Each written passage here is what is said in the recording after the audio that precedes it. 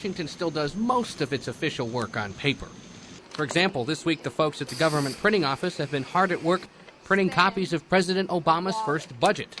Thousands of employees at GPO print, bind, and design the handbooks, guidelines, instruction manuals, and other important documents that help run the federal government. A lot of our work is done primarily for the Hill and for the President. Meet Peter James. He's a London native who moved to the U.S. at age 21, eventually became a U.S. citizen, and 10 years ago joined the GPO.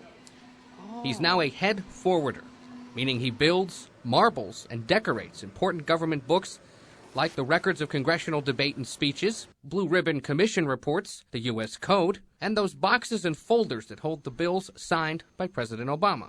Although my name's not on it, somewhere down the road, 200 years from now, when they pull books out of the archives on debates upon the Hill, they're going to go, look, they were still marbling in the 21st century. Marbling dates back centuries, as accountants used it to make sure nobody ripped pages out of their financial records.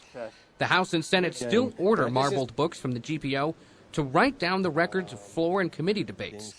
The books have to look exactly like the ones first used more than 200 years ago. Peter prepares a mixture of water, fish glue, ox guile, and a naturally sticky substance called carrageenan. It's in toothpaste. It's in ice cream. It's like a food binder. Once the sticky mixture settles in a big tub, he uses a paintbrush to flick drops of acrylic paint onto the surface. Then he combs through the mixture to create different designs. There's peacock, Italian, and nonpareil. You've got to have strong shoulders and steady hands to do this work. Few people can do it, and while it may look artistic, Peter doesn't think so. Art is, to me, something that comes out of your brain. I can't draw worth diddly. I can't do that. But this is just time and patience.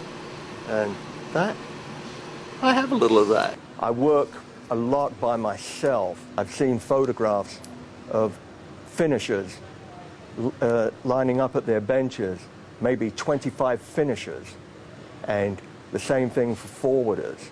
And now we have gone digital, so the amount of books that we do now have declined. And even if there is a lot of work, it's clear that Peter enjoys his job. You get to put your hands on a little bit of history, and that's pretty cool.